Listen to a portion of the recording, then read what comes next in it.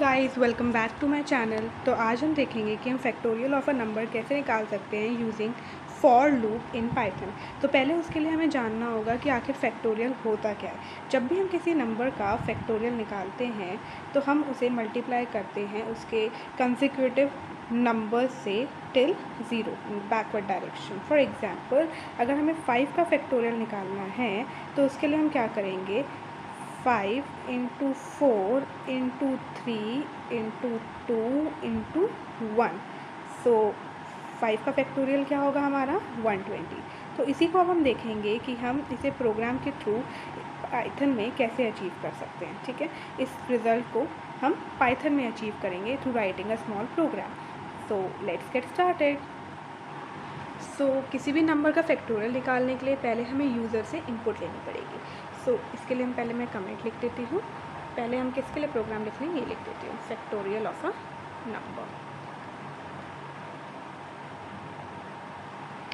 ठीक है, तो अब लिखेंगे हम यूज़र से इनपुट लेने के लिए।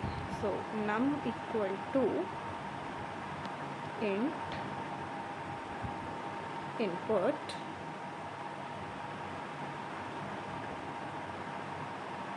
input in double quotations, enter a number।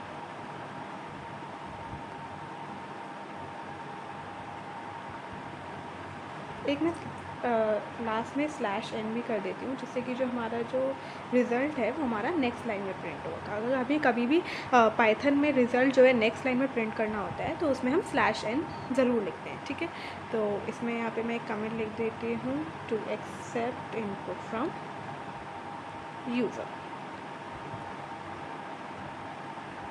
ठीक है, उसके बाद अगर हमें फैक्टोरियल निकालना है तो हमें एक और वेरिएबल लेना पड़ेगा जिसका नाम है फैक्टोरियल, और इसको हम इनिशियलाइज़ करेंगे 1।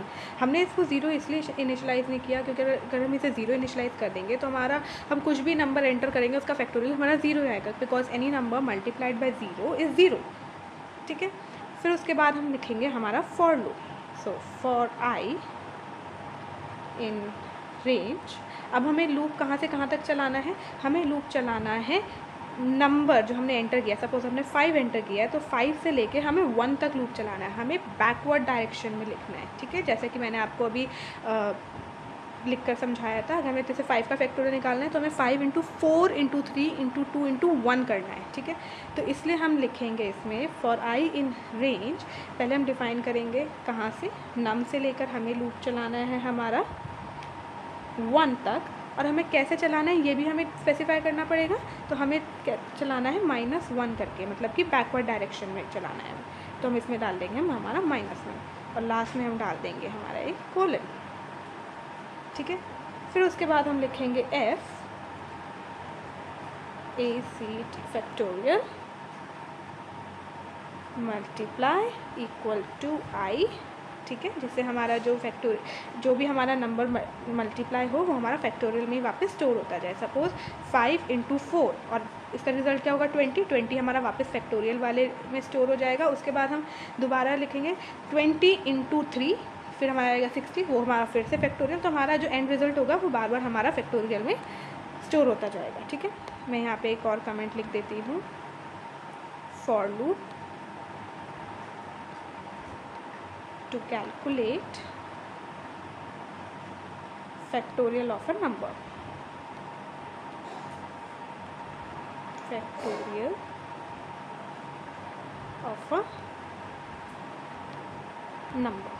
ठीक है, अब इसको हम प्रिंट कर देंगे हमारी आउटपुट को। तो इसके लिए हम क्या लिखेंगे, प्रिंट।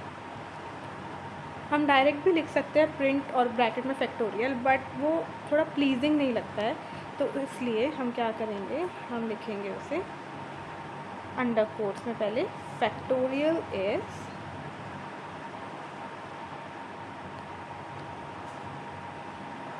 उसके बाद हम एक कॉमा डालेंगे और फिर लिखेंगे हम जो भी हमें वैल्यू प्रिंट कराना है। इसी का लगता है थोड़ा प्रेजेंटेबल लगता है। ठीक है, अभी हमने कोड लिख दिया है, अब इसको हम रन करते हैं। हम यहाँ पे एंटर करते हैं 5, क्योंकि अभी मैंने आपको जो लॉजिक बताया था उसमें मैंने 5 लिया था। तो हम देखते हैं क्या रिज़ल्ट आता है हमारा। तो हमारा रिज़ल्ट आया है हमारा फैक्टोरियल इज़ 120। अगर मैं यहाँ पे /n लगा दूँगी, /n, तो देखिए क्या फ़र्क आता है। देखो, तो हमारा फैक्टोरियल इज़ 120 कहाँ आया हमारा, इसकी नीचे वाली लाइन में आया। तो हम जब भी हमें मतलब नेक्स्ट लाइन में इनपुट क्या कोई भी आउटपुट हमें पेस्ट करना हो तो हम उसमें /n लगा देते।